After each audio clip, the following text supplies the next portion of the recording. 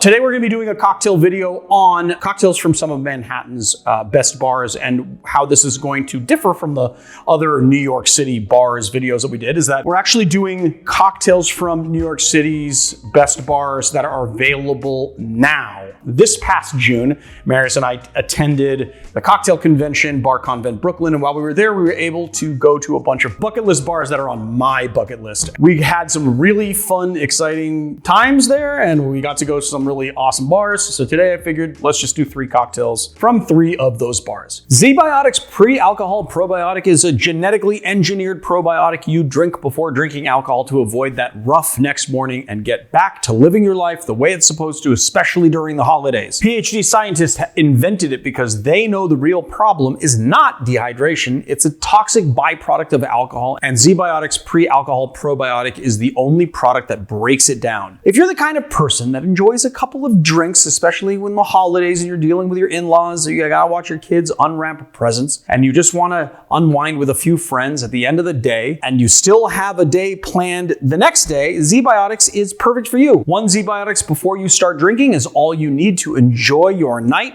or day and still look forward to tomorrow. So this holiday, get a little pre-alcohol probiotics. It's a perfect stocking stuffer. So go to zbiotics.com/educatedbarfly or scan the QR code on the screen and type in Educated Barfly at checkout for 15% off your order. And ZBiotics is backed with a 100% money back guarantee. So if you are not happy with your product for any reason, they will refund your money, no questions asked, which is the best part. That's zbiotics.com/educatedbarfly or scan the QR code on the screen and type in Educated Barfly at checkout for 15% off your order. The first cocktail that we're going to be doing is from the New York City bar called Mace. So we went there and we shot a little bit with the bartender and he had a cocktail and whatever, and then we left. And then when we left, there's a guy named Peter Lee, who was one of the admins of the Educated Barfly Discord. We had moved on to the next bar, and he had like DM'd me on Instagram, and I just happened to see it. Where did you go? I'm at work, and he actually works at Mace. So then we went back,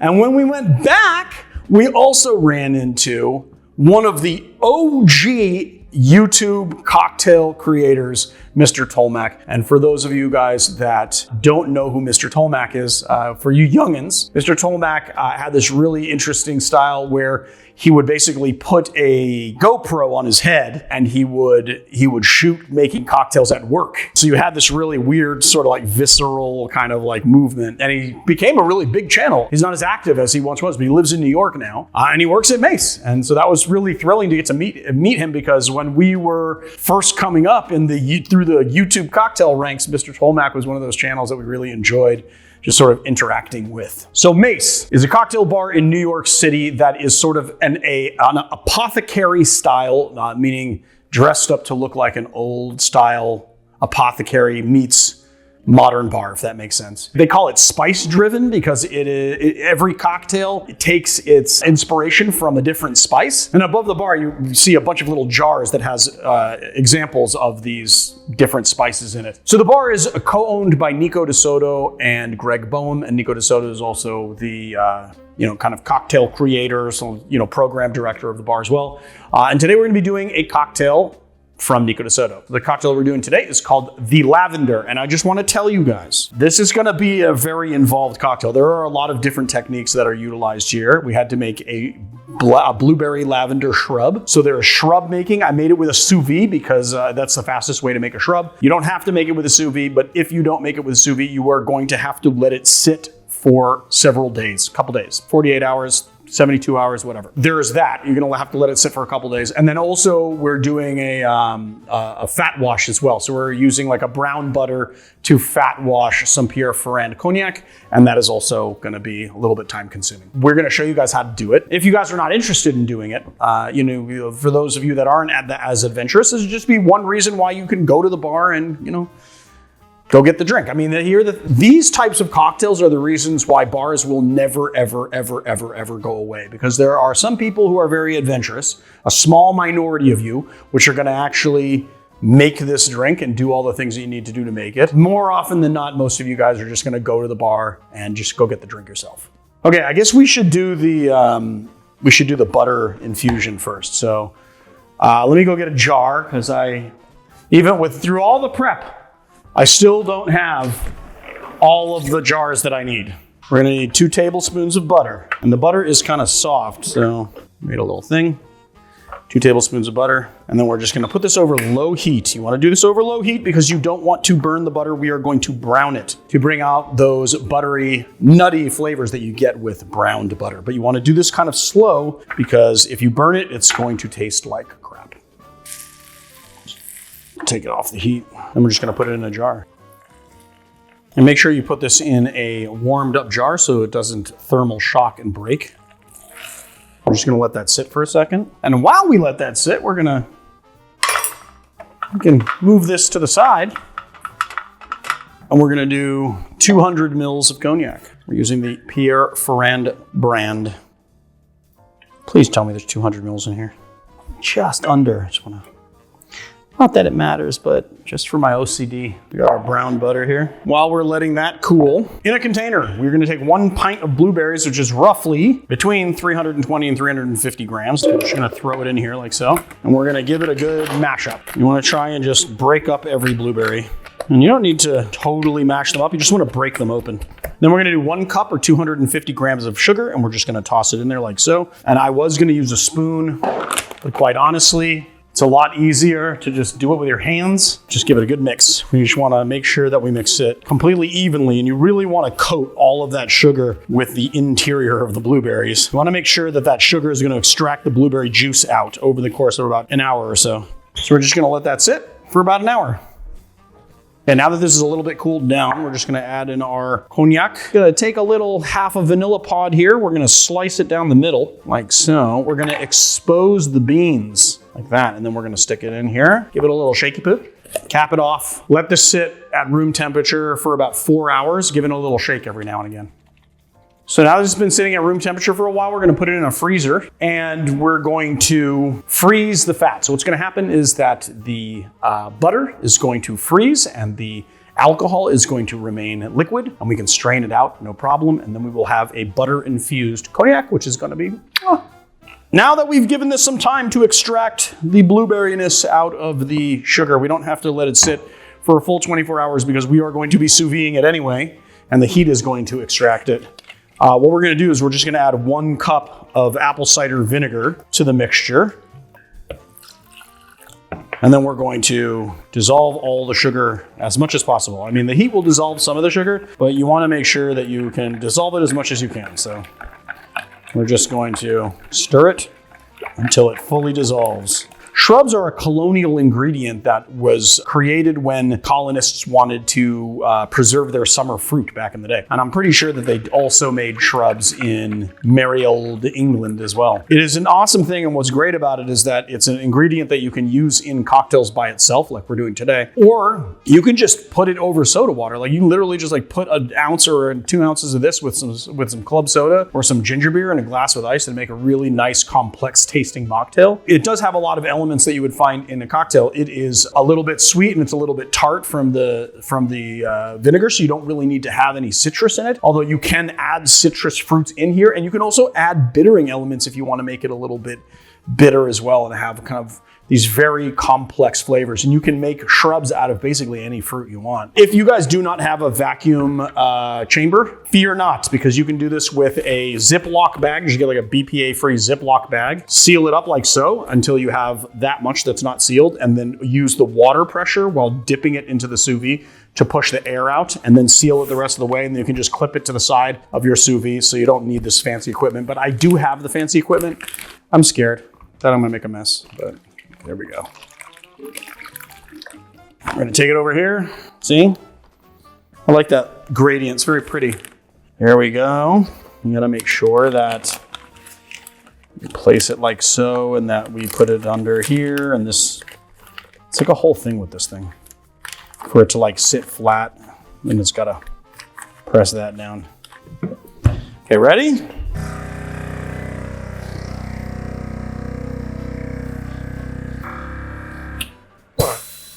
There you go. That's what it looked like. Now let's put it in the sous vide. All right, 2 hours. Grab a jar and about 10 lavender sprigs and stick them in there like so. If they're blooming, even better. But you know what? They still smell incredibly like lavender without the blooms. So we're gonna take our shrub here, and you wanna make sure that this shrub is cooled down a bit. You wanna avoid adding any heat to herbs because heat changes the flavors of herbs a lot of the times, and you don't wanna have like a cooked weird vegetal lavender flavor. And we're going to pour it into our jar. Get all the lavender sprigs in there. We'll let this sit for 24 hours in the fridge.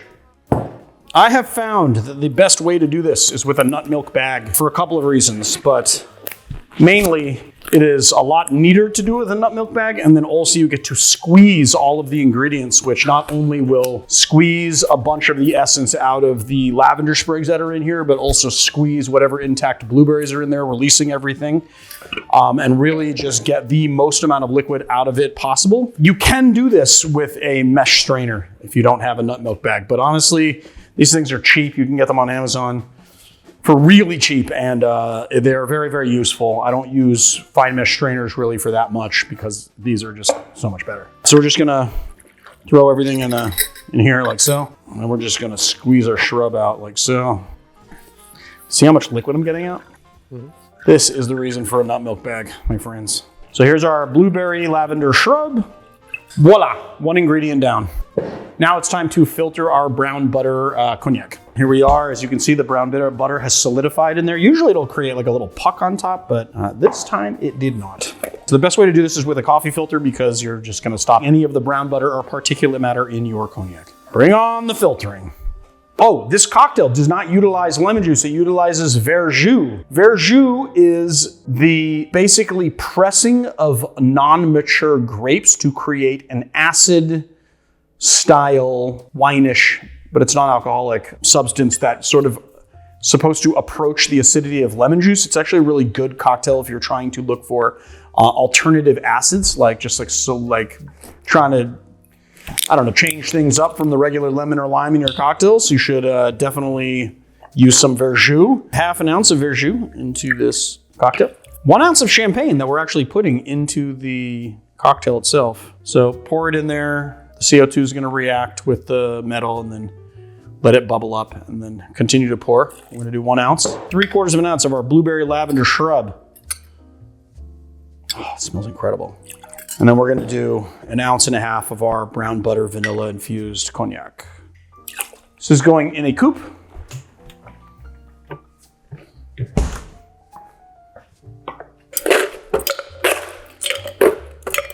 Give it a shake.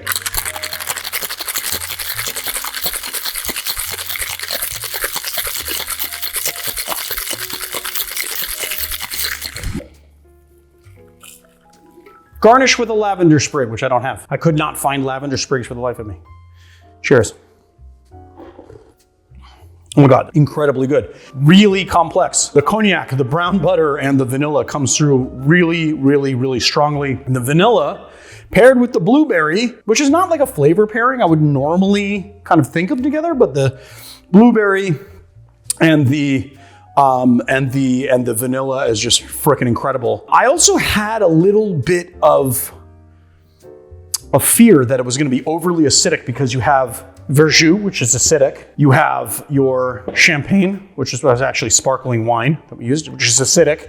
And then you have vinegar in here, which is acidic. But actually all of the acids kind of come together to really make a balanced cocktail. There's enough sweet in here to kind of carry the rest of the acidity of the cocktail and have it balance out properly. And what I love about the cocktail is that it sort of reveals itself over time. So you taste the blueberry and the vanilla really strongly right up front. Then you get kind of notes of the barrel that you get with the cognac, and then you have that acidity sort of play out. The dryness of the sparkling wine, or if you use like the brut champagne, is gonna translate really nicely here, kind of drying it out. And then you have that lavender kind of just like undertone right at the end. This is a fantastic cocktail. It was worth every single bit of effort that we put into it. So there it is, the lavender.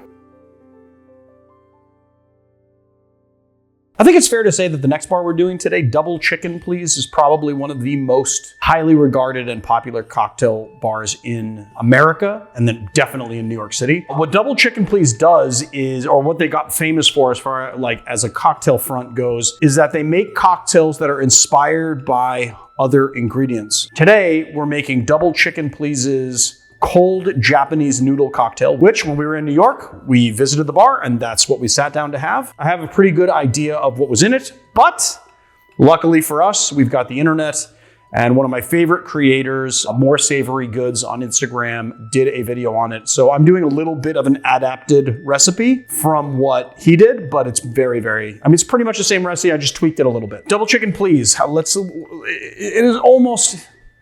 It is an interesting bar. It sort of reminds me of just like a very high-end, I've never been to Japan, but I've seen lots of like, you know, contemporary bars in Japan, and it kind of reminds me of a very modern kind of Japanese style bar. The bar that when you sit at is table height. It's not bar height. And there's two experiences that you can have at Double Chicken Please. You have the front bar, I believe, is called Free Range. And Free Range, they kind of specialize in sort of shareable plates and then kind of story-driven cocktails. And in the back, you have Coupe. The Coupe is where you get the kind of cocktails that are based on different other things that aren't cocktails that are pretty brilliant and kind of amazing. We are going to be shaking this drink, but first we're going to actually put it in here because it has an ingredient that needs to be emulsified, and that ingredient is toasted sesame oil. So we're just gonna do a couple dashes, half an ounce of freshly juiced cucumber. I'm sure like a lot of you guys ask me how to juice a cucumber. If you don't have a juicer, like a masticating juicer that does it, you can actually just put it into a blender, like one of these NutriBullets, and then put it in a nut milk bag.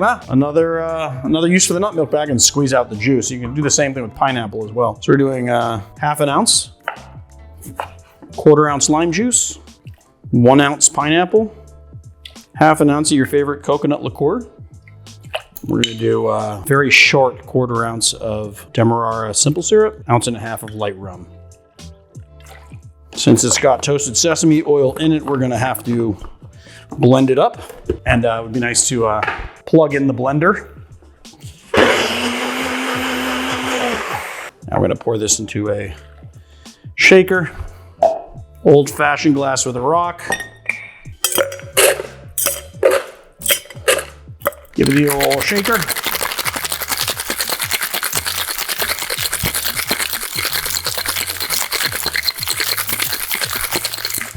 And strain.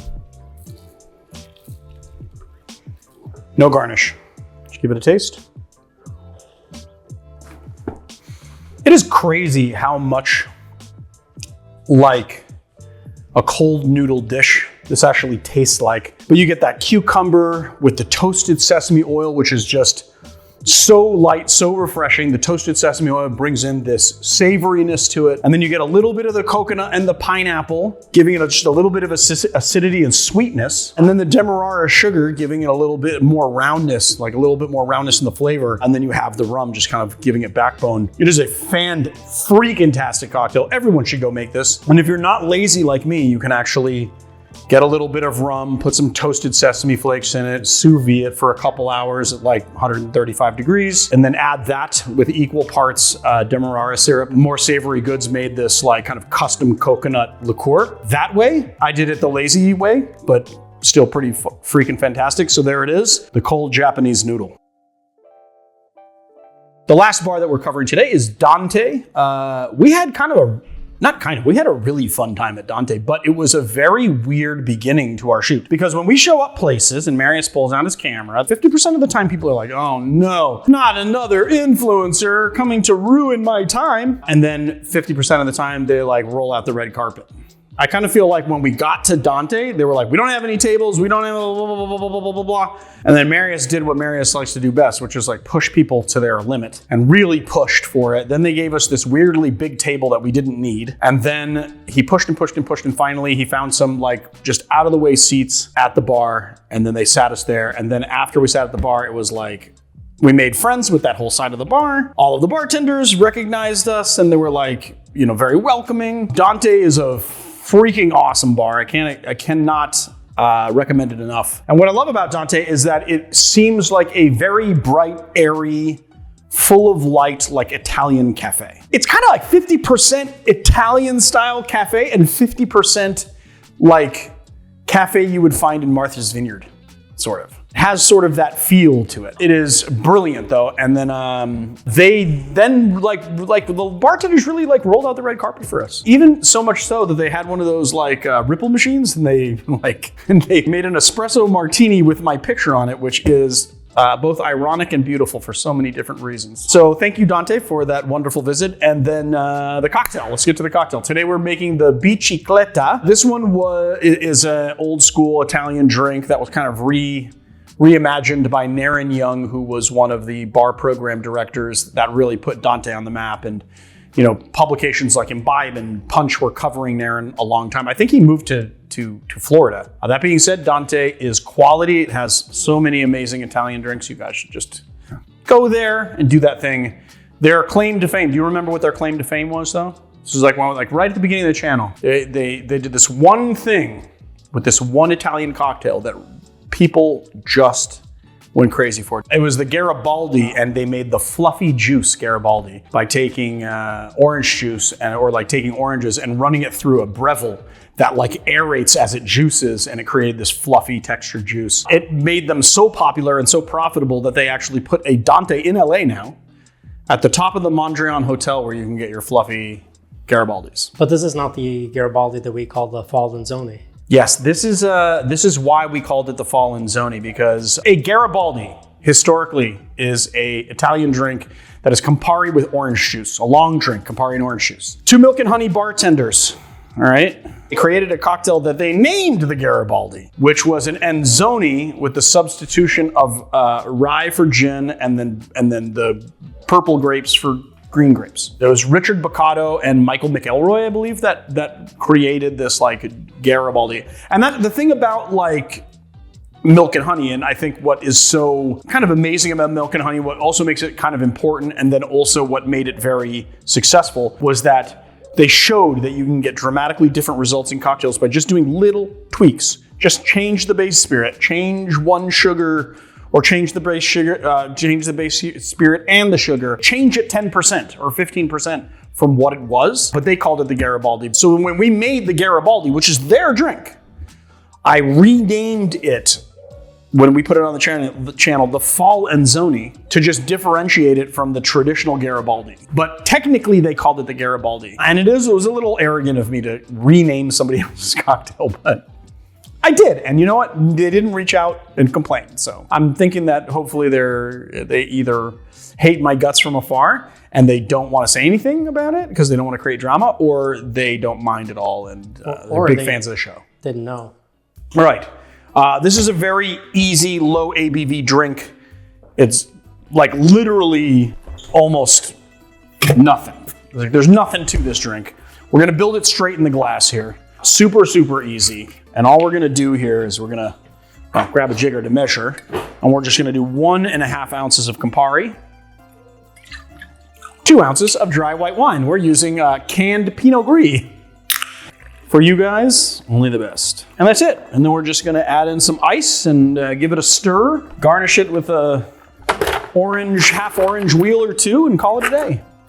I feel like you guys needed something that is bitter yet refreshing, easy to make, for all the hard work that you put into the cocktails earlier in this show, or in this episode.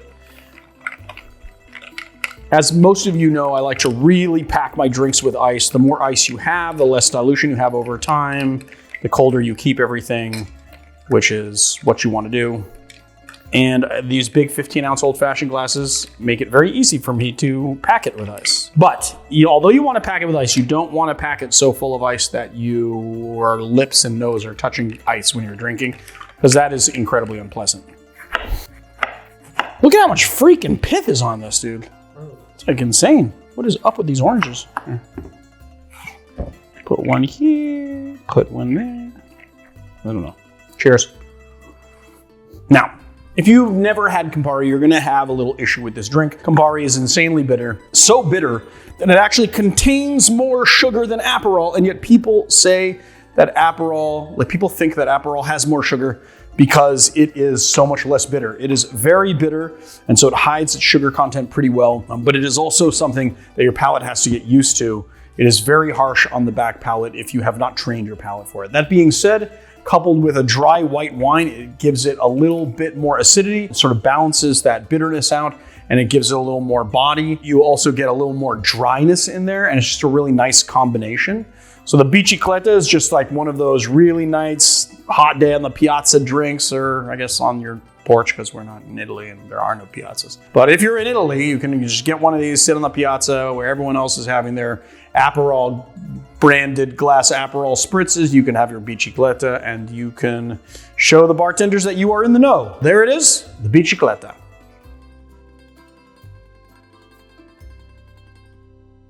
Last bar we're covering. Oh, I was just eating a sandwich, you know. Just had my lunch and barely swallowed it. How does it taste compared to the one we had in New York? Exactly the same. Very, very close. I think that the Mahina Cocoa from Clement has a very particular flavor. I'm pretty sure that, I'm not sure if the dude that does More Savory Goods actually contacted Double Chicken Please and got their recipe for coconut liqueur. It seems pretty legit to me. I would like to try it his way, but this is just as good. And I'm using his specs. The only thing that I changed was instead of doing that equal parts, like kind of custom made liqueur, I just put in a 1/4 ounce of simple. But that 1/4 ounce of simple kind of pushes up the sweetness a little bit. And I don't think that the sugar in the liqueur would carry it enough. Like I think it needs a little bit more sweetness, because depending on the pineapple you get, like pineapples can go from like relatively sweet to very tart, depending on where you are, like depending on how ripe it is, depending on where you are, I guess in the pineapple season or whatever. Some are very sweet. If it's a very sweet pineapple, then you might not need that simple syrup, but at the same time, the simple syrup is adding something to the flavor profile, which I think is, so I don't know. I like what I have here. It's very close to what we got in New York. But I'm also using a recipe that I think is pretty legitimate, so those are my thoughts.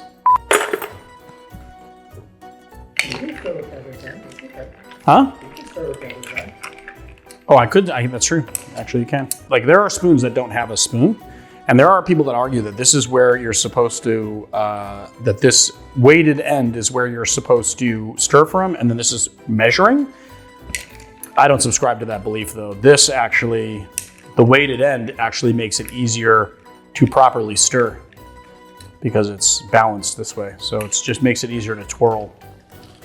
I gotta say, I think that this is my most proud moment. Like I actually finally have a copy of the book that I wrote. It took me 1.5 years to write this book. I'm very proud of it. So I would just implore everyone to go buy a book. The more books you buy, the better it is for me. And then I can make another book for you guys. I'm already thinking about new books, but I'm just super proud of this. And I just hope that you guys really enjoy it. So go out. There is a Genius link below this video and buy this book. I think you guys will really like it. I worked really hard on it and I love you guys, and you love me, and I love you, and you love me. It's just a love fest over here. So pick up my book.